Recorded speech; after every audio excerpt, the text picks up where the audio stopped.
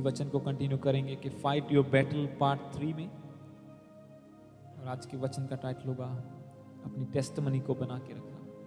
जितने ऑनलाइन लोग आप जुड़े हैं इस वचन को ध्यान से सुने, क्योंकि ये इंपॉर्टेंट है हमारे लिए।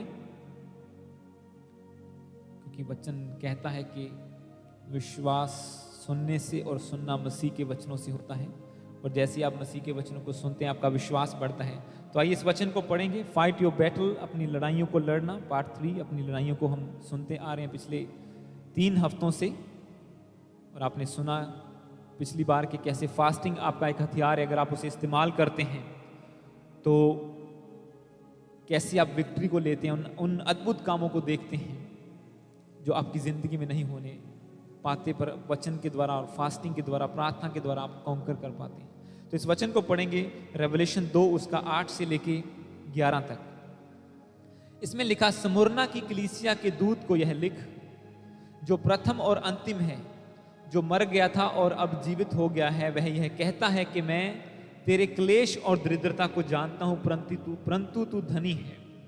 और जो लोग अपने आप को यहूदी कहते हैं और है नहीं पर शैतान की सभा है, उनकी निंदा को भी मैं जानता हूं। परमेश्वर कहता है, जो दुख तुझको झेलने होंगे उनसे मत डर, क्योंकि देखो शैतान तुम में से कुछ को जेल खाने में डालने पर है, यानी कि जेल में डालने पर है, ताकि तुम परखे जाओ, और तुम्हें 10 दिन तक क्लेश उठाना होगा। प्राण देने तक विश्वासी रह, तो मैं तुझे जीवन का मुकुट दूंगा। जिसके कान हो वह सुन ले कि आत्मा कलीसियाओं से क्या कहता है। जो जय पाए उस पर दूसरी मृत्यु की हानि ना पहुंचेगी। हालेलुया।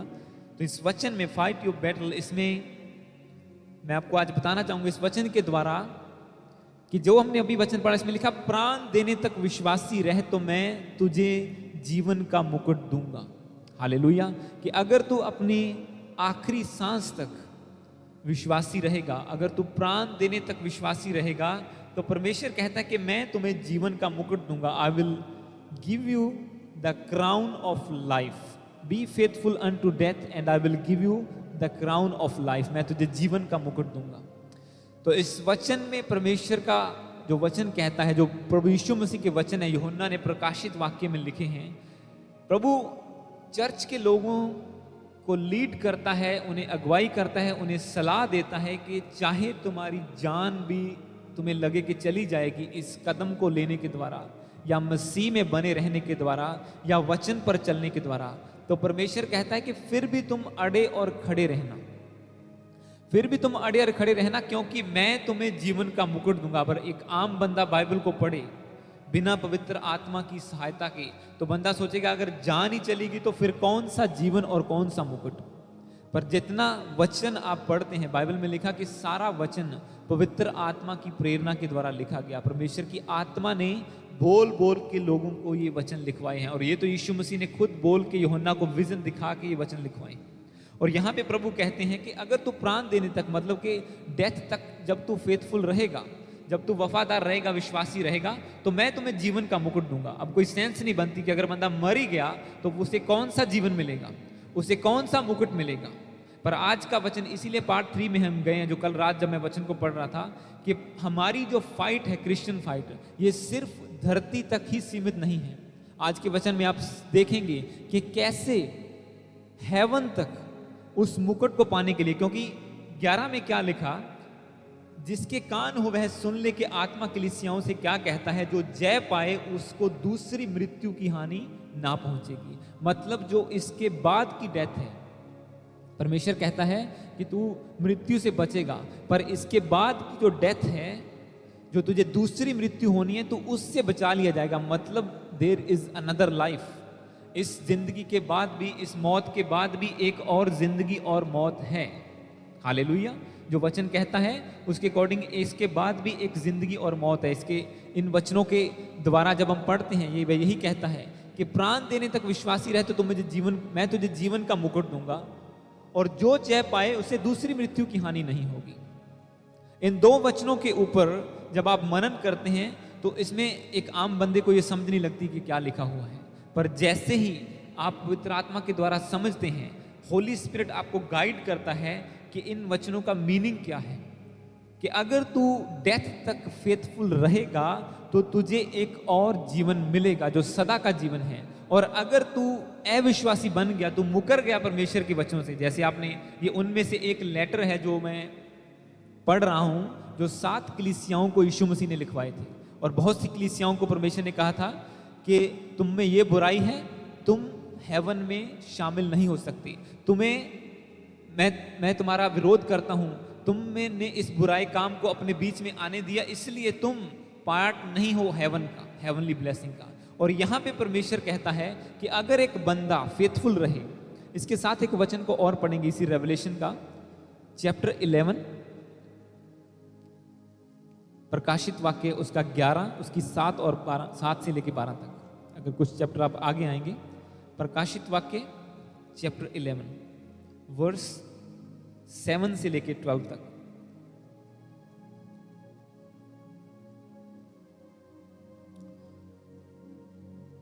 रेवलेशन 11 चैप्टर, प्रकाशित वाक्य 11, उसकी 7 से लेकर 12 तक मैं पढ़ूंगा। इसमें लिखा, जब वे अपनी गवाही दे चुकेंगे तो वह पशु जो अथाह कुंड में से निकलेगा उनसे लड़कर उन्हें जीतेगा और उन्हें मार डालेगा।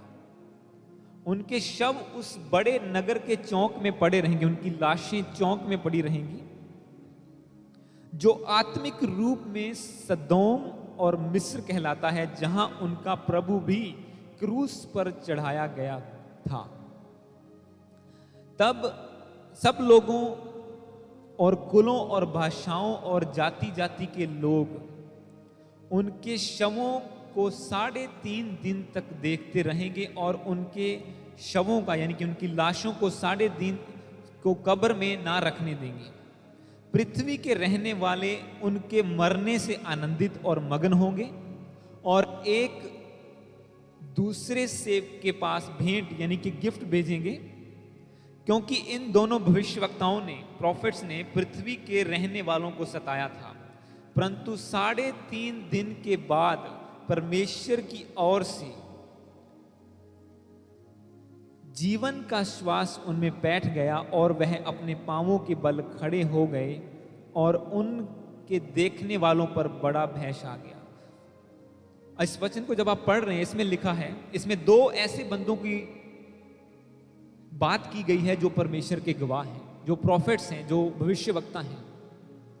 परमेश्वर का वचन कहता है कि 2 लोग मेरी गवाही देंगे। ये वो बंदे हैं जो अंत तक अड़े और खड़े रहने की बात, जैसे आपने पहले वचन को पढ़ा कि जब तू अंत तक, मृत्यु तक विश्वास को बना के रखेगा, तू परमेश्वर के वचन से नहीं फिरेगा, चाहे कितनी बड़ी भी चैलेंज क्यों ना आए, कितनी बड़ी विपत्ति क्यों ना आए, तेरे सामने मौत भी क्यों ना हो, तुझे लगे कि मैं मर जाऊंगा, अब जब तू उस वचन पर खड़ा रहेगा, परमेश्वर का वचन कहता है, तो मैं तुझे एक और जीवन दूंगा। अब ये वचन कितना प्रैक्टिकल है, ये आज के वचनों में आप देखेंगे। इसमें भी, रेवलेशन में भी, पुराने नियम में भी और रिसेंटली भी। हालेलुया।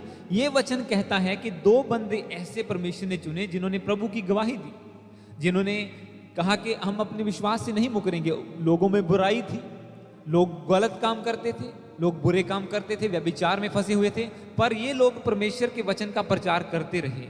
और एंड में क्या हुआ, बाइबल का वचन कहता है कि उन लोगों को, 7 को जब हम पढ़ेंगे, जब वे अपनी गवाही दे चुकेंगे तो वह पशु जो अथाह कुंड से निकलेगा उनसे लड़कर उन्हें जीतेगा और उन्हें मार डालेगा। ये वही वचन आ गया कि प्राण देने तक वफादार रहे। अब बंदे तो प्रभु यीशु मसीह की गवाही दे रहे हैं, परमेश्वर उनके साथ है, अच्छा काम कर रहे हैं, सारे संसार में बुराई है, पर हुआ क्या, शैतान ने उनको जीत लिया और उन्हें मार डाला, ऐसा वचन कहता है। और उनकी लाशें 3.5 दिन तक डेड पड़ी रहीं चौक के बीच में, और लोग उन्हें देखकर हंसते थे, उनका मजाक उड़ाते थे और उन्हें कब्र में भी नहीं दफनाने दिया। रीजन क्या था कि ये देखो, बड़े अपने आप को प्रभु के लोग कहते थे कि हम तो मरेंगे भी नहीं, और ये देखो ये पड़े हुए बीच में। पर बाइबल कहती है कि एक भी वचन पूरा हुए बिना ना रहेगा जो प्रभु यीशु मसीह के मुंह से निकला, जो पवित्र आत्मा के द्वारा लिखा गया है। हर एक वचन को, अगर आपने वचन पढ़ा कि प्रभु ने कहा कि प्राण देने तक वफादार रहे और मैं तुझे जीवन का मुकुट दूंगा, तो मतलब वो पूरा भी होगा। अब यहां पे ये लोग हंस रहे हैं, वचन कहता है कि 8 को पढ़ेंगे तो उसमें लिखा, उनके शव उनकी लाशें उन बड़े नगर के चौक में पड़े रहेंगे, और आत्मिक रूप से सदोम और मिस्र कहलाता है, जहां उनका प्रभु भी क्रूस पर चढ़ाया गया था। कि आत्मिक रूप से क्या कहलाता है? सदोम, यानी कि बुरे लोगों का जो नाश कर दिया गया नगर। मिस्र यानी कि जहां पे पाप, मूर्ति पूजा, यहाँ पे फिरौन राजा था, सब तरह के बुरे काम होते थे। मतलब पूरी पृथ्वी पर, पूरे नगर में, पूरे एरिया में जितने भी लोग रहते हैं, सब बुराई में इतने फंस जाएंगे कि परमेश्वर कहता है कि ये नगर या ये धरती अब सदोम और मिस्र के समान है। मतलब इसमें बहुत बड़ा पाप है, इसमें बहुत बुराइयां चल रही हैं। हालेलुया। सदोम और मिस्र का मतलब ये नहीं कि उनका नाम बदल दिया जाएगा। एक एग्जाम्पल प्रभु कहता, आत्मिक रूप से ये सदोम और गमोरा है, मतलब कि सदोम और मिस्र है। मतलब कि सारे लोग मूर्ति पूजा में चले गए हैं, सब परमेश्वर से मुकर गए हैं। कोई व्यभिचार में है, कोई जुआ खेल रहा है, कोई कुछ कर रहा है, कोई कुछ कर रहा है।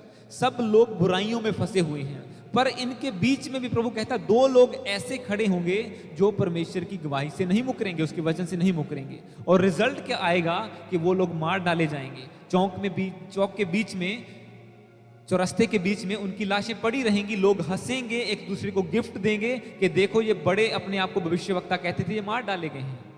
पर ये एंड नहीं होगा। परमेश्वर कहता है तुम्हारी जिंदगी का, जो कोई मेरे लिए प्राण को देगा, प्रभु कहता है, अगर तू प्राण देने तक वफादार रहेगा तो मैं तुझे जीवन का मुकुट दूंगा, प्रभु कहता है। और जब हम 11 को पढ़ते हैं, इसमें लिखा, परंतु 3.5 दिन के बाद परमेश्वर की ओर से जीवन का श्वास उनमें समा गया, और वे अपने पांवों के बल खड़े हो गए, और उनके देखने वालों पर बड़ा भय छा गया। हालेलुया। 3.5 दिन तक तो बहुत खुश हुए सब लोग, पर जैसे परमेश्वर ने जीवन की सांस उनमें फूंकी, अब 12 में लिखा, तब उन्हें स्वर्ग से एक बड़ा शब्द सुनाई दिया, यहां ऊपर आओ। यह सुन के वे बादल पर सवार होकर अपने बैरियों के देखते देखते स्वर्ग पर चढ़ गए। फिर उसी घड़ी एक बड़ा भूकंप हुआ और नगर का 10वां भाग गिर पड़ा। उस भूकंप से 7,000 मनुष्य मर गए और बाकी डर गए और स्वर्ग के परमेश्वर की महिमा करने लगे। हालेलुया। तो रिजल्ट क्या हुआ? अगर एक बंदा अड़ा और खड़ा रहा, अगर उसने मृत्यु तक वफादार रहा परमेश्वर के साथ, जैसा प्रभु के वचन में लिखा है। मतलब क्या है आज के वचन को जो मैं टाइटल में आपको बताता हूं कि अपनी टेस्टमनी को बना के रखना, कीप योर टेस्टमनी, उसे बिगड़ने नहीं देना। हर एक बंदे के पास एक गवाही होती है। ऐसा कोई भी बंदा नहीं जिसके पास गवाही ना हो, वो छोटी हो बड़ी हो, डिपेंड करता है कितने बुरे हालातों से हम निकले हैं। अगर बड़ी टेस्टमनी लेनी है तो बड़े चैलेंज में से भी गुजरना पड़ेगा, बड़ी विपत्ति से भी गुजरना पड़ेगा, बड़े क्लेश से गुजरना पड़ेगा। अगर छोटी सी लेनी है, एक बंदा जिसका सर दर्द ठीक हुआ, उसके पास सर दर्द की गवाही है। हालेलुया। जिसके पास बहुत बड़ी बीमारी थी, बहुत बड़ा रोग था और वो हील हुआ, उसके पास उतनी बड़ी गवाही होगी।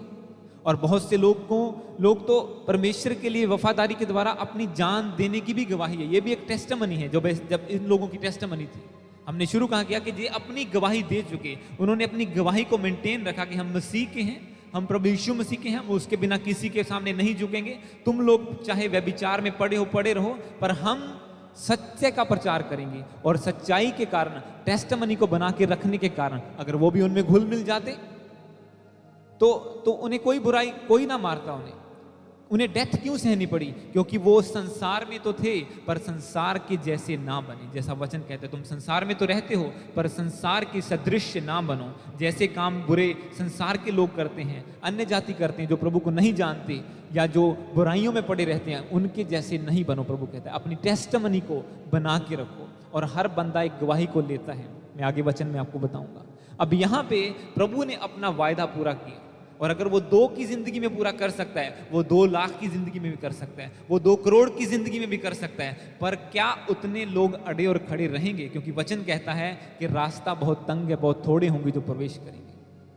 क्योंकि बंदा सोचता है अगर मौत ही आ गई तो बाकी क्या बचेगा। पर जिन्होंने मौत को सहा, जिन्होंने परमेश्वर के लिए अपनी जिंदगी दांव पर लगा दी, कि बेशक हम, और बाइबल में क्लियरली लिखा कि वो लोग मर चुके थे और 3.5 साल तक उनकी लाशें चौक में पड़ी, 3.5 दिन तक लाशें चौक में पड़ी रही और लोग हंसते रहे उसके ऊपर। पर एकदम से क्या बाजी पलट गई, एकदम से परमेश्वर ने सब कुछ बदल दिया। क्योंकि जैसे शैतान बहुत खुश था कि यीशु मसीह को क्रूस पर चढ़ा दिया है, देखो वो कब्र में पड़ा हुआ है, और वो खुश था, पर एकदम से उसमें जीवन का सांस आया और सब बाजी पलट गई। हालेलुया। और वो शैतान आज तक रोता है, क्योंकि उसके जी उठने के द्वारा जो पवित्र आत्मा कलीसियाओं को मिला, चर्च के लोगों को मिला, वो आज भी शैतान को सताता है। उसकी वजह से, उस मृत्यु को सहने की वजह से क्योंकि प्रभु ने अपनी टेस्टिमनी को बना के रखा। उसने कहा कि मैं परमेश्वर का बेटा हूं और मैं इसीलिए आया हूं कि जगत के पापों को अपने ऊपर ले लूं, और वही टेस्टिमनी को उसने बना के रखा और अंत तक अपनी जान तक भी दे दी। और हुआ क्या? परमेश्वर ने उसे मरों में से जी उठाया। और यहाँ पे आप आम बंदों की, जो परमेश्वर के गवाह हैं, उनकी भी यही टेस्टिमनी सुन रहे हैं। और हम छोटी सी टेस्टिमनी नहीं बना के रख सकते कई बार कि हमें उद्धार मिला। ही हमारी टेस्टिमनी है कि हम पहले बुराई में थे, अब परमेश्वर ने हमारे दिल को, दिमाग को बदल दिया, अब हम गंदा नहीं सोचते। ये हमारी टेस्टिमनी है, चाहे वो किसी को नजर आए या ना आए। जरूरी नहीं कि एक टूटी हुई बाजू जुड़े और वही टेस्टिमनी है, वो एक दिखने वाली टेस्टिमनी है। ये एक आपकी अपनी बहुत सी टेस्टिमनी है जो आप दे नहीं सकते, लोगों को दिखा नहीं सकते कि ऐसा हुआ है। अब कोई कैसे जान ले कि तुम्हारा दिमाग बदल गया है? तुम पहले गंदा सोचते थे एक औरत को देख के, अब नहीं सोचते। पहले तुम गालियां निकालते थे, अब नहीं निकालते। पर तुम्हारा मन जानता है कि तुम्हारी जिंदगी में ये एक टेस्टिमनी है जिसे आपको बना के रखना है। हालेलुया। अपनी टेस्टिमनी को आगे हम वचन को पढ़ेंगे, इसी रेवलेशन चैप्टर 12 उसका 7 से लेके 12 तक। प्रकाशित वाक्य 12 चैप्टर उसका 7 से लेके 12 तक। इसमें लिखा, अब मैं आपको बताता हूं कि ये तो एक धरती की बात आपने पढ़ी कि परमेश्वर कहता है प्राण देने तक वफादार रहे, मैं तुझे जीवन का मुकुट दूंगा। और धरती के ऊपर 2 लोग मारे गए, परमेश्वर ने उन्हें फिर से जिला दिया। अब अगर आप इस वचन को पढ़ें, इसमें लिखा, फिर स्वर्ग में लड़ाई हुई। मतलब क्या हुई? फाइट हुई। जैसा मैं आपको वचन आज दे रहा हूं कि फाइट योर बैटल। आपकी बैटल धरती के ऊपर तक स्थिर नहीं है, सिर्फ लिमिटेड नहीं है।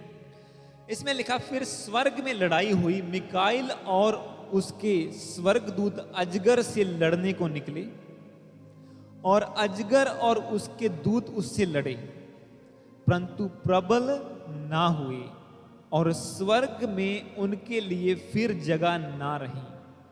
तब वह बड़ा अजगर, अर्थात वही पुराना सांप जो इब्लीस और शैतान कहलाता है और सारे संसार का भरमाने वाला है, पृथ्वी पर गिरा दिया गया, और उसके दूत उसके साथ गिरा दिए गए।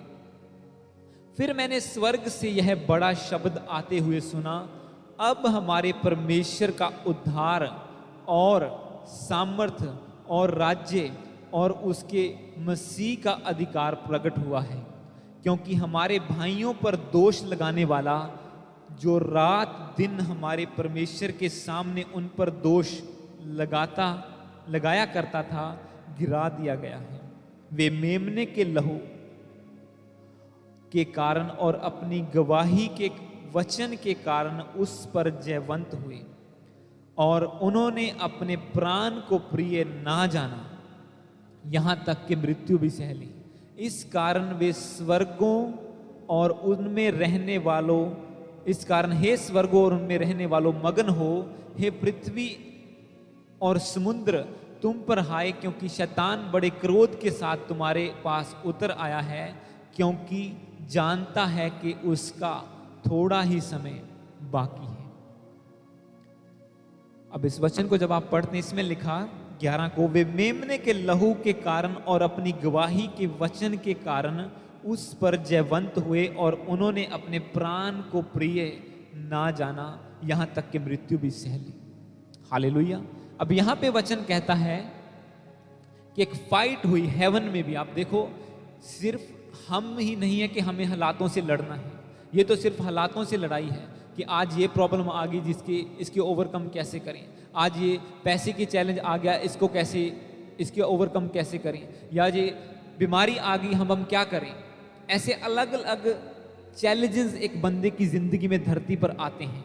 पर वचन ये कहता है कि ये लड़ाई सिर्फ यहां तक लिमिटेड नहीं है।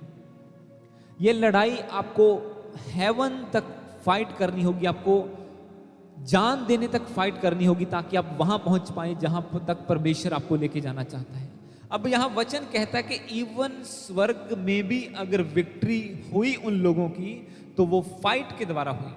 यहां पे लिखा है कि मिकाइल एक स्वर्गदूत है जो प्रधान है सब लोगों का, वो अजगर से लड़ने को निकले और अजगर और उसके दूत उससे लड़े। वहां पे भी शैतान, आप सोचो एक इंसान क्या चीज है, हम क्या चीज है कि शैतान हमसे ना लड़ेगा। जब हम प्रभु की ओर फिरेंगे, आगे बढ़ेंगे, चर्च जाना शुरू करेंगे, परमेश्वर के वचनों पर चलना शुरू करेंगे, बुरे कामों को छोड़ेंगे, इसका मतलब हम शैतान का विरोध कर रहे हैं। पहले हम उसके साथ साथ चल रहे थे, जैसा वो कह रहा था एक कदम चल रहे थे उसके साथ, फिर दूसरा कदम जैसा वो कह रहा था बुरा कर, हम बुरा करते थे, गालियां निकाल, हम गालियां निकालते थे, ये शराब पी ले, हम वही करते थे, वह विचार कर, हम वही करते थे। पर वचन में लिखा कि जैसे ही हम उसके अगेंस्ट शुरू करते हैं, हमारी जिंदगी में एक फाइट शुरू हो जाती है ऑटोमेटिकली। उसे आप लड़ें ना लड़ें आपकी मर्जी है, पर शैतान लड़ना नहीं छोड़ता, क्योंकि इवन स्वर्ग में भी उसने फाइट करके जीतने की कोशिश की। उसने दूतों से भी फाइट की, स्वर्ग दूतों से भी उसकी फाइट हुई, और बाइबल में लिखा कि वो उनके ऊपर प्रबल नहीं हो पाया। अगर दूत भी वहां पे हेवन में मेंटेन करके रखना चाहते हैं हेवनली चीजों को, तो उन्हें शैतान से लड़के उसे गिराना पड़ा। हालेलुया। अगर परमेश्वर के स्वर्ग की चीजों को भी वो मेंटेन करके रखना चाहते हैं तो उन्हें फाइट करनी पड़ी। और एक क्रिश्चियन सोचता है कि नहीं, प्रभु सारा कुछ कर देगा अपने आप, प्रभु अपने आप सब कुछ ठीक कर देगा, प्रभु ऐसा कर देगा, वैसा कर देगा। और प्रभु कहता है कि मैंने तुझे शत्रु की पूरी सामर्थ्य पर अधिकार दिया है, मैंने तुझे फाइट करने के लिए वेपन्स दिए हैं, तू कब लड़ेगा और जीतेगा। क्योंकि वचन में आपने क्या पढ़ा, जो जीतेगा वही मुकुट को पाएगा। मैं तुझे जीवन का मुकुट दूंगा, पर किसको, जो जय पाए मैं उसे जीवन का मुकुट दूंगा। और जीतना कैसे आप विक्ट्री को प्राप्त करते हैं, जैसे ही आप अपनी जिंदगी में एक टेस्टिमनी को रिसीव करते हैं, आप विक्ट्री की ओर बढ़ते हैं। और जो एक टेस्टिमनी को संभालेगा उसे ही दूसरी मिलेगी। अब बंदा भूल जाए कि हाँ अब मेरी ये आदतें चली गई हैं, मैं फिर से वो पाप कर लूंगा तो कोई बात नहीं, परमेश्वर मुझे बिजनेस में भी ब्लेस कर देगा, परमेश्वर मेरे घर को भी ब्लेस कर देगा, मेरे बच्चे भी सेवा में आ जाएंगे। और अपनी खुद की टेस्टिमनी उसने संभाल के नहीं रखी, अपनी अभी भी आदतें फिर से वो यू टर्न लेके वहीं चला गया। क्योंकि एक बार परमेश्वर आपको डिलीवर करता है, उसके बाद आपके ऊपर डिपेंड करता है कि आप कितना आगे बढ़ना चाहते हैं। और हर रोज, इसीलिए प्रभु ने कहा कि हर रोज क्रूस उठा के मेरे पीछे चलो। जब तक तुम अपना इनकार नहीं करोगे तुम मेरे योग्य नहीं हो। इसका मतलब कि डेली आपको अपने आप से फाइट करनी होगी, क्योंकि शरीर आपका सबसे बड़ा दुश्मन है। आपने पिछले दिनों में वचन को सुना था कि शरीर और आत्मा एक दूसरे के विरोध में फाइट करते हैं। आपको आत्मा बोलेगा प्रार्थना कर, शरीर बोलेगा मूवी देख ले, आत्मा बोलेगा बाइबल पढ़ ले, शरीर बोलेगा नहीं किसी से फोन लगा के बातें कर ले, नहीं सो जा तुझे नींद आ रही है, और आत्मा बोलेगी नाइट प्रेयर कर। हालेलुया। 2-3 दिन पहले मैं अपनी पूरी प्रेयर फिनिश करके मिडनाइट के बाद मैं सोने को चला, और एकदम से होली स्पिरिट ने कहा कि नहीं अभी प्रभु की प्रेजेंस में बैठ। और मैंने फिर गया, मैंने साइलेंट वर्शिप लगाई, साइलेंट म्यूजिक लगाया, सिंपली बस आधा घंटा पौना घंटा बैठा, और जितनी देर मैं घुटनों पे बैठा रहा परमेश्वर मुझे फिल करता रहा। अब शरीर कहता है कि नींद आ रही है, प्रेयर तो कर लिए तूने 4 घंटे 5 घंटे, शाम का सब कुछ प्रेयर हो गई है, बाइबल पढ़ ली है, सब कुछ कर लिया है, अब सो जा। पर नहीं, आत्मा कहती है अभी और बैठ परमेश्वर की प्रेजेंस में, साइलेंट में बैठ ताकि प्रभु तुझे भरे। और जैसे ही आप आत्मा की आवाज को सुन के कदम लेते हैं, हर बार जब भी पवित्र आत्मा की आवाज को सुन के स्टेप लिया, चाहे वो छोटा ही हो, परमेश्वर ने बड़े कामों को दिखाया है जिंदगी में। और ऐसे ही हर एक की लाइफ में परमेश्वर की एक योजना है कि आप एक टेस्टिमनी को बना के रखें, मेंटेन करके रखें, ताकि परमेश्वर आपको लीड करे आगे के कामों को करने के लिए। पर जब आप उसी बुराई में बार बार, बाइबल क्लियरली कहती है कि सूअर और कुत्ते मत बनो, खच्चर और घोड़े मत बनो, जिन्हें लगाम से जिन्हें मोड़ना पड़ता है, कि फिर उनके नाक में फिर डाल के उन्हें खींचना पड़ता है, फिर वो इधर मुड़ते हैं। और परमेश्वर कहता है कि तुम खच्चर की तरह मत बनो, तुम गधों की तरह मत बनो कि तुम्हारे भी नाक में कुछ डाल के तुम्हें खींचना पड़े। सिंपली वचन को पढ़ो, परमेश्वर की आवाज को सुनो, उसके पीछे चलो, और सब काम परमेश्वर तुम्हारे सीधे करता जाएगा। पर जब हम अपनी समझ पर भरोसा रखते हैं कि नहीं, प्रेयर करने से क्या हो जाएगा, प्रार्थना करने से क्या हो जाएगा, क्योंकि मैंने आपको लास्ट वचन में बताया था कि आपके मसले जब आप प्रेयर में बैठ के फाइट करते हैं तभी हल हो जाते हैं। आज के वचन में आप देखेंगे उन चीजों को। जैसे आप प्रेयर में बैठते हैं आपके मसले हल होने शुरू हो जाते हैं, आपको फिर फिजिकल फाइट करने की जरूरत नहीं पड़ती, क्योंकि आपने स्पिरिचुअली, क्योंकि प्रभु कहता है पहले जब प्रार्थना में जो कुछ तुम स्वर्ग से खोलोगे वो धरती पर खोलेगा। और हम पहले धरती पर खोलने की कोशिश करते हैं। हम पहले धरती पर खोलने की कोशिश करते हैं, नहीं मैं पहले बॉस से बात कर लूं, अच्छा काम ना बना फिर प्रेयर करेंगे, अच्छा पहले मेडिसिन ले लें फिर प्रार्थना में जाएंगे, शायद अगर ना काम बना तो वो भी लो, वो भी करो, सब कुछ करना जरूरी है।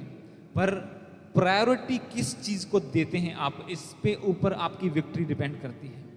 आपका फाइट में जीतना इस चीज के ऊपर डिपेंड करता है, आप प्रायोरिटी किस चीज को देते हैं। आप परमेश्वर पर भरोसा रखते हैं, क्योंकि प्रभु ने कहा ट्रस्ट इन द लॉर्ड, परमेश्वर पर भरोसा रखो, उसके नबियों की प्रतीति करो। मतलब बंदा बाद में है, परमेश्वर पहले है। और होता उल्टा है, हम भरोसा बंदों पर कर लेते हैं और प्रतीति परमेश्वर की करते हैं। हम बिलीव तो करते हैं प्रभु करेगा, पर ट्रस्ट बंदे के ऊपर है। हाँ अगर इसने ऐसा कर दिया, इसने ना कर दी तो वीजा नहीं लगेगा, इसने ना कर दी तो जॉब ऑफर लेटर नहीं बनेगा। ट्रस्ट बंदे के ऊपर है पर बिलीव परमेश्वर के ऊपर है। जब होना उल्टा चाहिए, ट्रस्ट परमेश्वर के ऊपर होना चाहिए और बिलीव बंदे के ऊपर होना चाहिए कि हाँ परमेश्वर करेगा और ये इसे मोल्ड कर सकता है परमेश्वर। और उल्टा हो जाता है आजकल, और इसीलिए आप उस चैलेंज के ऊपर ओवरकम नहीं कर पाते, उस विक्ट्री को नहीं देख पाते अपनी जिंदगी में, जिसके लिए परमेश्वर ने आपको डिजाइन किया, डेस्टाइन किया है। और यहां पे वचन यही कहता है, जब हम इस वचन को मैं पढ़ूंगा, 11 में लिखा, मैं 10 से पढ़ूंगा, इसमें लिखा उन्होंने वो शैतान से लड़े जीते। 9 से पढ़ेंगे हम, तब वह बड़ा शैतान अजगर अर्थात वही पुराना सांप जो इब्लीस और शैतान कहलाता है और सारे संसार का भरमाने वाला है, पृथ्वी पर गिरा दिया गया और उसके दूत उसके साथ गिरा दिए गए। क्योंकि बाइबल कहती है कि वो पृथ्वी का, सारे संसार को भरमाने वाला है। फिर 10 में लिखा, फिर मैंने स्वर्ग से बड़ा शब्द यह आते हुए सुना, अब हमारे परमेश्वर का उद्धार और सामर्थ और राज्य उसके मसीह का अधिकार प्रकट हुआ है, क्योंकि हमारे भाइयों पर दोष लगाने वाला जो रात दिन परमेश्वर के सामने उन पर दोष लगाया करता था, गिरा दिया गया है। हालेलुया। जो रात दिन लोगों पर दोष लगाता था कि ये मसीह है, ये है तो क्रिश्चियन है, पर देख परमेश्वर क्या कहा दुष्ट आत्मा ने, जब यीशु मसीह ने एक संगलों से बंधे एक पागल बंदे के पास गया परमेश्वर, और प्रभु ने कहा दुष्ट आत्माओं निकलो इसके अंदर से, और उन्होंने कहा हमें आज्ञा दे कि हम सूरों के झुंड के बीच में जाएं। जबकि प्रभु यीशु मसीह कास्ट आउट करते थे, वो दुष्ट आत्मा को कहीं दूसरी जगह पे नहीं भेजते थे। वो बाबों वाली बात नहीं है कि इसमें निकाली इसमें डाल दी, इस घर से निकाली उसमें डाल दी। पर शैतान ने क्लेम किया, उसने दोष लगाया कि देख वहां पाप हो रहा है, मैं वहां जाऊंगा। प्रभु ने कहा जा, और वह गई दुष्ट आत्माएं। और ऐसे जब एक क्रिश्चियन अपनी लाइफ को मेंटेन नहीं करता, शैतान ऊपर उसके ऊपर दोष लगाता है कि देख परमेश्वर इसने ये काम कर दिया है, अब मैं इसके अंदर जाऊंगा। और प्रभु भी कहता है जा। जैसे वो सूरों को झुंड में गई 5000 दुष्ट आत्माएं, ऐसे लोग 35-35 40-40 साथ में लेके घूमते हैं। रीजन क्या? अपनी टेस्टिमनी को बना के ना रखना, मुकर जाना परमेश्वर के वचन से। और परमेश्वर का वचन क्लियरली कहता है अगर तू जान देने तक वफादार रहेगा तो मैं तुझे सेकंड डेथ नहीं दूंगा, मैं तुझे जीवन का मुकुट दूंगा। और हम बिना मृत्यु पाए मुकुट को पाना चाहते हैं, जो पॉसिबल नहीं है। अपने आप के लिए जब हम मर जाते हैं, हम किसी के विरोध के बदले में विरोध नहीं करते। एक मरा हुआ मुर्दा बंदा उठ के किसी को गालियां नहीं देता, अगर उसे गालियां दे दो, डंडे मार लो, जो मर्जी कर लो। इसीलिए प्रभु ने कहा कि क्रूस उठा के मेरे पीछे चलो, मतलब अपना इनकार करके, deny yourself and then follow me, प्रभु कहता है। हालेलुया। पर हम डिनाई नहीं करना चाहते, और उसी वजह से हम कॉन्कर नहीं कर पाते, विक्ट्री नहीं ले पाते। हम विरोध के बदले विरोध करते हैं, गाली के बदले गाली देते हैं, और इसी वजह से शैतान को अधिकार मिल जाता है, वो क्लेम करता है। यहां पे क्लियरली लिखा, अगर इस वचन को हम पढ़े, 10 की मैं लाइन को पढ़ूंगा, उसको कहता है कि जो रात दिन हमारे परमेश्वर के सामने उन पर दोष लगाया करता था। किन पर? हमारे भाइयों के ऊपर, यानी कि क्रिश्चियन लोगों, जो ब्रदर इन क्राइस्ट जैसे कहते हैं। Brother has been thrown down who accuses them day and night before our God. उनको क्लेम करता था, एक्यूज करता था कि देख इन्होंने ये पाप कर दिया है, अब मैं इनकी जिंदगी में जाऊंगा। शैतान घूमता घमाता परमेश्वर के पास गया। जब आप अय्यूब की स्टोरी को पढ़ते हैं, उसने कहा शैतान कहां से आया? मैं पृथ्वी पर से आया हूं, मैं घूम रहा था, इधर जा रहा था, उधर जा रहा था। प्रभु ने कहा तूने मेरे दास को देखा, अय्यूब को, वो कितना वफादार है, वो कितना फेथफुल है। और उसने कहा हां मैंने देखा, पर मैं उसे छू नहीं पाता, क्योंकि तूने अपनी बाड़ा उसके चारों ओर लगा रखी है, तूने प्रोटेक्शन लगा के रखी हुई है। और उसका रीजन ये था कि वो छू नहीं पाता था, क्योंकि उसके ऊपर, अब उसके ऊपर दोष नहीं लगाता होगा, लगाता होगा, पर उसे कोई दोष मिलता नहीं था उसके अंदर, वो निर्दोष था। प्रभु ने कहा वो निर्दोष है, वो धर्मी है, वो पवित्र है, वो मेरा भय मानने वाला है, उसके जैसा धरती पर कोई भी नहीं, प्रभु कहता है। और इसी वजह से शैतान उसे छू नहीं पाया, उसका कुछ भी डिस्ट्रक्शन नहीं कर पाया। पर फिर भी उसने परमेश्वर से परमिशन ली कि मैं, अगर तू प्रोटेक्शन को कम कर दे तो मैं उसकी चीज़ों को उजाड़ दूंगा, उसकी संपत्ति खत्म हो जाएगी और वो तुझे डिनाई कर देगा। पर परमेश्वर ने अलाउ किया टेस्ट लेने के लिए उसका, और उसकी चीज़ें बिखरी, सब घराना उजड़ गया, संपत्ति, जितने पशु थे सब खत्म हो गए। पर शैतान ने उसके शरीर को नहीं छू पाया, क्योंकि प्रभु ने अलाउ नहीं किया था। और जैसे वो उजड़ा, उसने परमेश्वर को इनकार नहीं किया, अयूब ने इनकार नहीं किया। उसके बच्चे, फिर उसने कहा मुझे और परमिशन दे, मैं इसकी पत्नी को, बच्चों को, सब कुछ उजाड़ देता हूं, फिर देख तुझे डिनाई कर देगा। और उसने ऐसा ही किया, प्रभु ने आज्ञा दी और उसने किया। और फिर भी अयूब ने परमेश्वर का इनकार नहीं किया। और लास्ट में उसने कहा कि इसकी बॉडी बहुत अच्छी है, अगर मैं इसे खत्म करूं, इसकी बॉडी में बीमारी भेजूं तो ये तुझे डिनाई कर देगा। और प्रभु ने आज्ञा दी और फिर गया और उसकी बॉडी में फोड़े निकले। बाइबल कहती है कि वो अपने शरीर को ठीकरों से खुरचता था, पत्थर से खुरचता था, इतनी खारिश थी, एक कोड़ के समान हो गया था और धूल में बैठा रहता था, उससे स्मेल आती थी, लोग उसे धिक्कारने लगे। और वो कहाँ, एक बड़ी पोजीशन वाला रिचेस्ट पर्सन था अपने एरिया का, और फिर भी लोग उसे कहते कि तू परमेश्वर को इनकार क्यों नहीं कर देता, क्यों नहीं उसे बुरा भला कहता, और वो तू मर जाएगा। और उसने कहा जिसने सब कुछ दिया, उसने ले भी लिया, तो मैं उसे बुरा क्यों कहूं। उसने परमेश्वर का इनकार नहीं किया, और जैसे इनकार नहीं किया, परमेश्वर ने उसे डबल ब्लेसिंग के साथ सब कुछ डबल करके वापस दिया। ये परमेश्वर का वही वायदा जो कहता है कि अगर तुम मृत्यु तक वफादार रहेगा तो मैं तुझे जीवन का मुकुट दूंगा।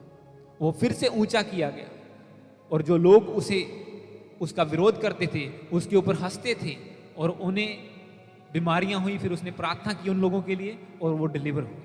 जैसे यहाँ इन 2 लोगों के साथ हुआ, 2 लोगों की लाशें चौक में पड़ी हैं, सब लोग हंस रहे हैं, एक दूसरे को कांग्रेचुलेशन बोल रहे हैं कि देखो ये बड़े परमेश्वर के लोग थे, अब ये मरे पड़े हैं हमारे सामने, कर लें अब क्या करना है हमारा। और जैसे बाइबल में लिखा कि परमेश्वर ने बाजी पलट दी, उसके अंदर जीवन की सांस आई, एक आत्मा आया और वो फिर से जी उठे।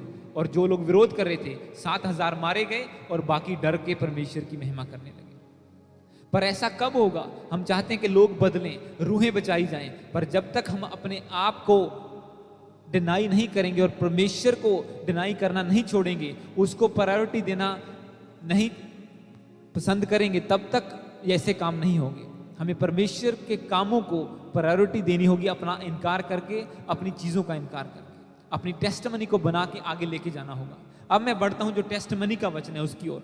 हम पढ़ेंगे book of Daniel chapter 10 verse 3 और फिर 12 से लेके 14 तक। डैनियल की किताब उसका 10 चैप्टर उसका वर्स 3 पढ़ेंगे हम।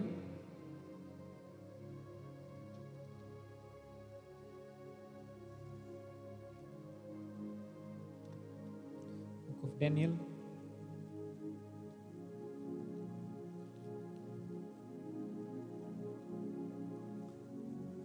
चैप्टर 10 वर्स 3 और फिर 12 से लेकर 14 तक। सब जन खोल लीजिए दानियल की किताब, उसका 10 चैप्टर का 7 मैं पढ़ूंगा। इसमें लिखा 10 की 7 10 की 3 में 3 और फिर 12 13 और 14 को पढ़ेंगे। 10 की 3 में लिखा, उन 3 सप्ताहों के पूरे होने तक मैंने ना तो स्वादिष्ट भोजन किया, ना मांस या ना दाखमधु अपने मुंह में रखा, और अपनी देह में कुछ तेल ना लगाया। मतलब डैनियल ने क्या किया? वो फास्टिंग में चला गया, कुछ चीजों को, कुछ कंसर्न्स को लेके। 12 में लिखा, 12, 13 और 14 को पढ़ेंगे। इसमें लिखा, फिर उसने मुझसे कहा, हे दानियल मत डर, क्योंकि पहले ही दिन जब तूने समझने बूझने के लिए मन लगाया और अपने परमेश्वर के सामने अपने को दीन किया, उसी दिन तेरे वचन सुने गए, और मैं तेरे वचनों के कारण आया हूं। फारस के राज्य का प्रधान 21 दिन तक मेरा सामना किए रहा, परंतु मिकाइल जो मुख्य प्रधानों में से है वह मेरी सहायता के लिए आया, इसलिए मैं फारस के राजाओं के पास रहा। और अब मैं तुझे समझाने आया हूं कि अंत के दिनों में तेरे लोगों की क्या दशा होगी, क्योंकि जो दर्शन तूने देखा है वह कुछ दिनों में के बाद पूरा होगा। अब आप 3 वर्ष को जब आप पढ़ते हैं उसमें लिखा कि डैनियल ने फास्टिंग शुरू की। उसका रीजन ये था कि उसे एक विजन आया, उसे एक वर्ड आया परमेश्वर की ओर से। जब 10:1 से आप पढ़ते हैं उसे परमेश्वर की ओर से एक वचन आया, एक वर्ड आया और उसने उसे सीरियस लिया। उसे लगा कि ये चीजें कुछ सीरियस हैं, मुझे इसके विषय में और भी गहराई को जानना है। और उसने फास्टिंग प्रेयर करनी शुरू कर दी 21 दिन के लिए। उसने कहा ना मैंने कुछ मांस खाया, ना दाख मधु पिया, ना अपनी बॉडी पर तेल, मतलब सब ऐशो आराम छोड़ के, सब स्वादिष्ट भोजन छोड़ के फास्टिंग शुरू कर दी उसने अपने तरीके से। परमेश्वर के सामने समर्पण दिया। और जब तक जैसे वो फास्टिंग में आगे बढ़ता गया, 1 दिन 2 दिन 4 दिन 21 दिन बीत गए। और 21 दिन के बाद क्या हुआ, एक दूत उसके सामने प्रकट हुआ और उसने 12 में उसने कहा, फिर उसने मुझसे कहा, हे दानियल मत डर, क्योंकि पहले ही दिन को जब तूने समझने बूझने के लिए मन लगाया और अपने परमेश्वर के सामने अपने को दीन किया, उसी दिन तेरे वचन सुने गए। और अब मैं तेरे वचनों के कारण आ गया हूं। हेवन से क्या रिलीज होगा, कब पहुंचेगा, कैसा रिएक्शन होगा, ये एक बंदे के ऊपर डिपेंड करता है जो घुटनों पर बैठ के प्रार्थना कर रहा है। वो एक बंदे के ऊपर डिपेंड करता है। डैनियल एक ऐसा बंदा था जो अपनी टेस्टमनी को बना के रखा। उसने हर हालात में उसने अपनी टेस्टमनी को बनाया।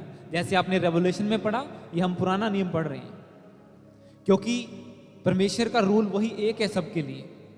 जो जय पाएगा उसे मुकुट मिलेगा। चाहे वो पुराना नियम हो, यीशु मसीह का सुसमाचार हो, चाहे वो आज की बात हो, चाहे आने वाली बात हो जो भविष्यवाणी की पुस्तक हमने पढ़ी। परमेश्वर के वचन नहीं बदलते, वो उसका रूल पक्का है। जो बोएगा वो काटेगा, वो वचन कहता है। अगर पुराने नियम में लोगों ने दशमांश बोया, उन्होंने काटा, वो सबसे अमीर हो गए। अब्राहम, इसहाक, जिन्होंने बोया, याकूब, सब लोगों ने जिन्होंने बोया वो क्योंकि प्रभु के रूल सेट किए गए हैं। उसकी आज्ञाएं कठिन नहीं है, बाइबल कहती है। अगर हम मानेंगे, जितनी मानेंगे उतनी ब्लेसिंग आएगी। डैनियल हर पोजीशन में, जब वो यरूशलेम में था, वो परमेश्वर के सामने 3 टाइम घुटने टेकता था। उसकी आदत थी 3 टाइम प्रेयर करने की, फास्टिंग करने की, अलग तरीके से प्रभु को मानने की, उसके साथ एक रिश्ता कायम करने की उसकी आदत थी। और जैसे ही दुश्मन ने अटैक किया, बाइबल में लिखा कि यरूशलेम का जो भवन था वो सब तहस नहस हो गया, सारा शहर उजाड़ दिया गया, कुछ भी नहीं बचा। लोगों को बंदी बना के, गुलाम बना के वो ले गए बेबीलोन में। और यहाँ बेबीलोन में वो बैठा, फिर उसकी आदत वही है, उसने रिलेशन को, अपनी टेस्टमनी को बना के रखा। जब वे उसे लेके आए कि तुझे ये खाना पड़ेगा जो बाइबल में मनाही है, उसने मना किया, नहीं, मैं परमेश्वर को मानता हूं, जो वो अलाउ नहीं करता मैं वो काम नहीं करूंगा। और उसने अपनी टेस्टमनी को बना के रखा और परमेश्वर ने उसे ऊंचा किया। उसका चेहरा मांस खाने वालों से, अच्छा भोजन खाने वालों से अच्छा था जब 10 दिन बाद चेक किया गया। और फिर आगे की आगे चैलेंज बढ़ते गए। फिर एक मूर्ति बनाई गई जो उसके सामने घुटने नहीं टेकेगा, मार डाला जाएगा। शद्रक, मेशक, अबेदनगो, डैनियल भी उसका पार्ट था उसी ग्रुप का, और उन्होंने परमेश्वर को डिनाई नहीं किया, अपनी टेस्टमनी को बनाया, हम मारे भी जाएंगे, हम मृत्यु तक वफादार रहेंगे। और परमेश्वर ने आग में से उन्हें बचा लिया।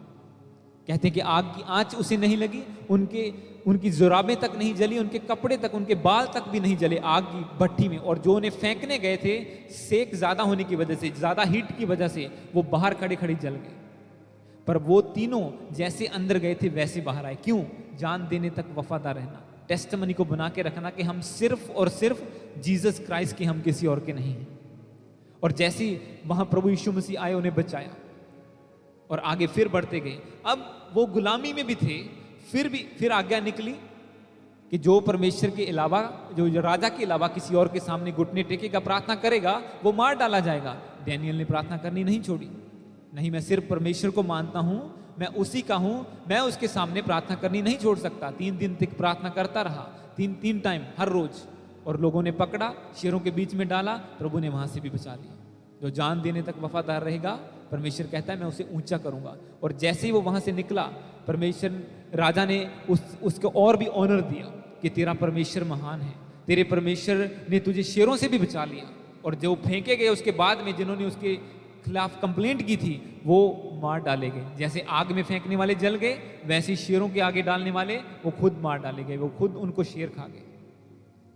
और ऐसे ही परमेश्वर आपको आगे आगे लेता जाता है। डिपेंड करता है आप कितना डिनाई करते हैं, कितना डेडिकेटेड है अपनी टेस्टिमनी के लिए कि परमेश्वर जो छोटी सी गवाही तूने दी है, क्योंकि बाइबल कहती है परमेश्वर का राज्य एक राई के दाने के समान है, कि सरसों के दाने के समान है। जब वो बोया जाता है वो थोड़ा सा होता है, पर जैसे वो स्प्राउट करता है वो आगे बढ़ता है। और बाइबल कहती है इवन पक्षी भी उसकी टानियों पर बैठते हैं, और वो अपने जैसे कितने सैकड़ों दाने पैदा करता है एक दाना, और प्लस प्लांट पैदा करता है, प्लस वो दूसरों के लिए एक रहने का स्थान बन जाता है, घोंसला बन जाता है, नेस्ट बना लेते हैं पक्षी उसके ऊपर। और ऐसा ये क्रिश्चियन है, जब वो डिनाई करके अपने आप को धरती से भी नीचे कर लेगा, परमेश्वर उसे स्प्राउट करेगा और वो बढ़ेगा और बढ़ेगा, और वो अपने जैसे और लोगों को पैदा करेगा। और जैसे पैदा करेगा और वो लोग उसके पास शरण भी लेंगे, जैसे पक्षी उसके ऊपर शरण लेते हैं एक पौधे के ऊपर, वैसे एक चर्च में लोग शरण लेते हैं। जो दुखी हैं, बीमार हैं, जो जिनका कोई सहारा नहीं है, वो चर्च में आके अपने आप को प्रोटेक्टेड फील करते हैं। जब परमेश्वर उसे छूता है उन लोगों को, तो वो बदल जाते हैं। इसी तरह डैनियल की टेस्टिमनी को जब आप पढ़ते जाते हैं, और यहाँ पे जो खास बात मैं आपको बताना चाहता हूँ, इसमें लिखा कि डैनियल मैं तेरे वचनों के कारण आया हूं। जब 7 की 12 को आप पढ़ते हैं कि जब पहले ही दिन तूने परमेश्वर के वचनों को समझने के लिए, उस विजन को समझने के लिए तूने मन लगाया था, तेरी बातें स्वर्ग में पहुंच गई थी। पर रीजन में डिले क्यों हुआ? मेरी फाइट चल रही थी शैतान के दूतों के साथ। उसने कहा 13 में जब आप पढ़ते हैं, फारस के राज्य का प्रधान 21 दिन तक मेरा सामने किए रहा, परंतु मिकाइल जो मुख्य प्रधानों में से है वह मेरी सहायता के लिए आया, इसलिए मैं फारस के राजाओं के पास रहा। उसने कहा जैसे तूने पहले दिन प्रार्थना की कि परमेश्वर मुझे इन वचनों का अर्थ बता कि आने वाले दिनों में क्या होने वाला है मेरे लोगों के साथ, क्योंकि उसे विजन आया, वो फास्टिंग में गया। वो कहते हैं फर्स्ट डे मैं परमेश्वर की ओर से भेज दिया गया तेरी ओर। अब हुआ क्या? रास्ते में शैतान के दूतों ने, जो फारस के राजा का प्रधान, मतलब वो जो फारस के एरिया को, पेर्सिस को, जो पर्सिया के ऊपर जिसकी अथॉरिटी है शैतान की, उसने मुझे रोक लिया। वो मुझे तेरे पास पहुंचने नहीं देता था, और 21 दिन तक वो मेरे साथ फाइट करता रहा। और फिर परमेश्वर ने एक और बड़े एंजल को भेजा जिसका नाम मिकाइल है, जिसने अजगर को लड़के, जो हमने रेवलेशन में पढ़ा ना, जिन्होंने शैतान को लड़के नीचे गिरा दिया स्वर्ग से, जो अब अजगर बन चुका था, जो पुराना सांप। वही दूत परमेश्वर ने भेजा कि अब तू जा इसके पास और फाइट कर, और इसका आंसर इस बंदे के पास पहुंचना चाहिए। उसका रीजन क्या था? आप ये बात ध्यान से सुनो, क्योंकि डैनियल 21 दिन तक फास्टिंग प्रेयर में बना रहा। मैंने आपको बताया कि स्वर्ग से क्या रिलीज होता है, क्या एक्टिविटी होती है, ये आपकी प्रार्थना के ऊपर डिपेंड करती है। कितनी स्ट्रॉन्ग प्रेयर आप करते हैं, कितनी सैक्रिफिशियल प्रेयर आप करते हैं। वो चाहे अब सोचो, वहां से परमेश्वर ने दूत भेज दिया कि ठीक है, इसको समझा के आए इन शब्दों का अर्थ, जो ये कंफ्यूजन में है कि मेरी प्रजा के साथ क्या होगा, क्योंकि वो दूत परमेश्वर का डैनियल को फ्यूचर बताने के लिए आया था। अगर आप 14 को पढ़ते, इसमें लिखा अब मैं तुझे समझाने आया हूं कि अंत के दिनों में तेरे लोगों की क्या दशा होगी। वो उसे फ्यूचर बताने के लिए आया था। आप बड़ी बातों को जानना तो चाहते हैं, मुझे प्रोफेटिक आए परमेश्वर, मुझे बता क्या होगा, मेरा फ्यूचर क्या होगा, मेरी जॉब का क्या होगा, ऐसा क्या होगा, मुझे बता मैं क्या करूं। और परमेश्वर रिलीज करता है। अगर आप सच्चे दिल से जब फर्स्ट डे प्रार्थना करते हैं, परमेश्वर आपके लिए आंसर भेजता है, पर वो आपको मिलेगा कि नहीं मिलेगा, ये डिपेंड करता है आपकी प्रार्थना के ऊपर। अब सोचो, परमेश्वर का दूत आ रहा है रास्ते में, शैतान के दूत ने उसे रोक लिया। अब डैनियल 1 दिन बैठा, 2 दिन बैठा, 3 दिन, 4 दिन, मान लो 1 हफ्ता बैठा रहा वो, और उसे आंसर नहीं आया। अब डैनियल उठा, यार परमेश्वर तो जवाब होता नहीं, चलो धागा बना के उन्हें, चलो ये बाबा के पास चलते हैं, वो बता देगा कुछ ना कुछ। चलो ये कहते हैं ना, शीशा दिखाते हैं, वो फ्यूचर आंख में देख के बता देते हैं। चलो ऐसा कुछ कर लेते हैं, यहां से तो आंसर नहीं आ रहा, ना तो कुछ आवाज सुन रही है, ना कुछ है, ना कोई दूत आया, छोड़ो 1 हफ्ते के बाद। अब वहां क्या, अब ऊपर क्या चल रहा है? हेवन में क्या चल रहा है, हवा में जो फाइट चल रही है उसका क्या रिजल्ट आएगा। अब शैतान का दूत बोलेगा, और वो बोलेगा कि परमेश्वर का दूत बोलेगा कि मैं तो डैनियल के पास जा रहा हूं क्योंकि वो प्रार्थना कर रहा है। अब शैतान का दूत बोलेगा कि नहीं देख, वो तो मेरे एरिया में आ गया। अब क्या हुआ, अब वो दूत पहुंचने की बजाय वापस जाएगा। क्यों? शैतान ने क्लेम कर लिया। आपने क्या कहा पहले वचन में पढ़ा आपने कि जो दिन रात परमेश्वर के सामने हमारे भाइयों पर दोष लगाता है, जो परमेश्वर के लोगों पर दोष लगाता है कि देख ये तो मेरे बंदे के पास है, तेरा दूत इसके पास कैसे जा सकता है, देख ये तो जुए खाने में बैठा हुआ है, चर्च में नहीं गया आज, देख ये तो पैग लगा के बैठा हुआ है और इसने बाइबल तो नहीं पढ़ी। परमेश्वर अपने अनुग्रह के द्वारा लोगों की जिंदगियां बदलता है, पर जब एक फाइट में आप उतर आते हैं, बैप्टिज्म लेने के बाद, क्रिश्चियन बनने के बाद, वचनों को जानने के बाद, फिर आपको फाइट करके चीजें लेनी पड़ती है। पहले परमेश्वर अपनी दया से आपको सब कुछ देता है, क्योंकि बाइबल कहती है मसीह ने जान इसीलिए दी कि हमें छुड़ाए, वो हमें छुड़ाता है, हमारी प्लाट की, हमारी बॉडी की रजिस्ट्री हमारे नाम पे करके दे देता है। अब उसके बाद हमारे ऊपर डिपेंड करता है हमने मंजिलें बनानी है या उसे बेयर लैंड करके छोड़ देना कि उस पर झाड़ियाँ उगें, उस पे बस ऐसी वेस्ट हो जाए, वो उजड़ा हुआ स्थान पड़ा रहे, या फिर वो अगर आप एक प्लाट को खाली छोड़ देंगे तो उसमें आपको गलत चीज़ें उगाने की ज़रूरत नहीं है। वहाँ पे नशा करने वाले लोग पहुँच जाएंगे, वहाँ पे झाड़ियाँ उग पड़ेंगी, वहाँ पे लोग कचरा फेंक के चले जाएंगे, और अगर वहाँ पे अच्छी कोठी, अच्छी बिल्डिंग बनी हो तो किसी की हिम्मत नहीं होगी कि वो उसके सामने थूक के भी चला जाए। पर जब एक क्रिश्चियन बंदे की जिंदगी खाली रहती है, वो अपनी टेस्टिमनी को खो देता है कि नहीं, परमेश्वर ने तो मुझे छुड़ाया था, मेरे गुनाह तो माफ हो चुके हैं, प्रभु ने मुझे छुड़ा लिया है, और अब मुझे मेंटेन करके आगे बढ़ना है वन डे बाय डे। पर जब वो सो जाता है, एक ल्यूकवार्म क्रिश्चियन बन जाता है, परमेश्वर कहता तू गुनगुना है, मैं तुझे अपने मुंह से गूगल दूंगा, या तो ठंडा हो जा या गर्म हो जा। और जब ल्यूकवार्म क्रिश्चियन बन जाता है, उसके बाद उसकी लाइफ फिर एक लेवल पे लिमिटेड रह जाती है, वो आगे नहीं बढ़ पाता। पर जैसे एक बंदा फायर फिल्ड होकर फाइट करना शुरू कर देता है कि परमेश्वर मुझे ग्रेस दे कि मैं फाइट कर सकूं। अब डैनियल को क्या जरूरत थी फास्टिंग करने की, वो अच्छा भला था, परमेश्वर के सामने प्रार्थना कर रहा था, प्रभु उसे शेरों के मुंह से बचा रहा था, परमेश्वर ने उसे राजा के क्रोध से बचाया, जब उसने खाना नहीं खाया उसका कहा हुआ, परमेश्वर ने उन्हें आग से बचाया, सब चीजें हो रही थी। पर वो कहता नहीं, परमेश्वर मैं कुछ अलग करना चाहता हूँ, मैं देखना चाहता हूँ कि हम कब इस गुलामी से निकलेंगे, मेरे लोगों का फ्यूचर क्या होगा। और जब इन वचनों को आप आगे पढ़ते हैं आखिरी चैप्टर तक, तब बाइबल में लिखा कि परमेश्वर ने उसे सिर्फ वही बातें नहीं सिखाई कि जितनी तुम कब गुलामी से निकलोगे, कब कैसा होगा, परमेश्वर ने उसे रेवलेशन भी दिखाई। एंड टाइम में जब जीसस क्राइस्ट दोबारा आने वाले हैं, वो भी सब कुछ दिखाया। क्यों? वो अड़ा रहा, खड़ा रहा अपनी टेस्टिमनी के ऊपर और प्रार्थना करता रहा। सोचो अगर 20वें दिन भी वो प्रार्थना से निकल जाता, 21 दिन तक तो वो दूत उसको रोक के रखा, अगर 20वें दिन भी वो प्रार्थना से उठ जाता कि नहीं कोई आंसर नहीं आया, छड्डो यार, प्रार्थना करना, फास्टिंग करना क्या फायदा, तो वो कभी भी इतनी बड़ी रेवलेशन को ना देख पाता, कभी भी उसका नाम इस बाइबल में इस रीति से ना लिखा जाता भविष्यवक्ता के रूप में कि उसने प्रोफेसी की थी, उसे प्रोफेटिक विजन आए थे। अब इसी के अगर आप डैनियल के आखिरी चैप्टर को खोलो और उसके आखिरी वर्ष को पढ़ेंगे, हुआ क्या आप उसके साथ 12 की 13 को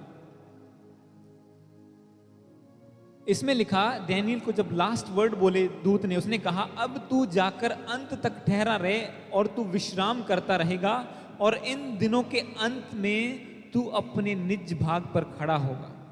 इंग्लिश में लिखा, but go your way till the end and you shall rest and shall stand in your allotted place at the end of the days। अब परमेश्वर ने उसको ऐसा वरदान दिया कि वो कहता है, आपको पता है बाइबल में कहीं भी डैनियल की डेथ के बारे में नहीं लिखा गया। प्रभु ने कहा अब तू जाकर अंत तक ठहरा रहे और तू विश्राम करता रहेगा, और उन दिनों के अंत में तू अपने निज भाग में खड़ा होगा, कि जो चीजें, जो एरिया मैंने तुझे दिया है, तू फिर से इसी भाग में खड़ा होगा अंत के दिनों में। अब तू विश्राम करता रहे, परमेश्वर कहता है।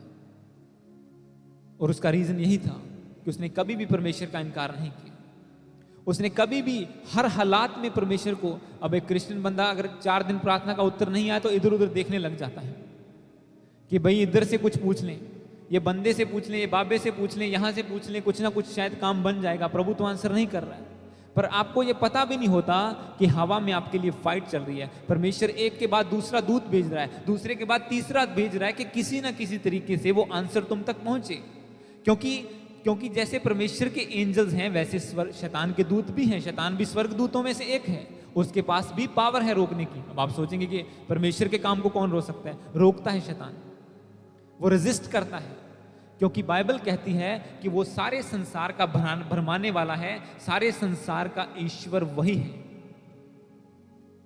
सारे संसार का ईश्वर वही है। क्योंकि जब आपने पहले वचन को रेवलेशन का जो मैंने दिया उसमें पढ़ा, उसमें लिखा कि अब यीशु मसीह का राज्य आ गया है, मतलब उसका राज्य आने वाला है जब वो दूसरी बार आएगा। अब राज्य किसका है? शैतान का है। क्यों? ये क्लियर है सब चीजें, क्योंकि सब कुछ क्या है?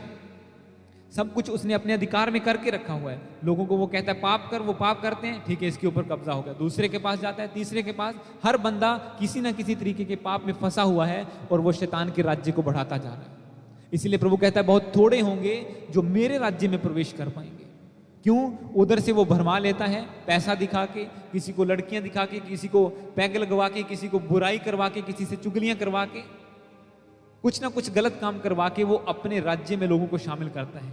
पर जैसे ही उसके राज्य को आप डिनाई करते हैं कि नहीं ये सब चीजें व्यर्थ हैं, मैं परमेश्वर की ओर चलूंगा, वो सारी फोर्स लगा देता है आपको पीछे रखने के लिए। आपको लगेगा कि एक बंदा बस ऐसे 1-2 दिन चर्च नहीं आया, 1-2 हफ्ते चर्च नहीं आया, वो पूरी स्पिरिचुअल फोर्सेस काम करती हैं एक बंदे को रोकने के लिए चर्च जाने से, एक बंदे को अनॉइंट। किताब चैप्टर 1 उसका 13 और 14, मैं लास्ट वर्स को पढ़ूंगा फिर हम फिनिश करेंगे।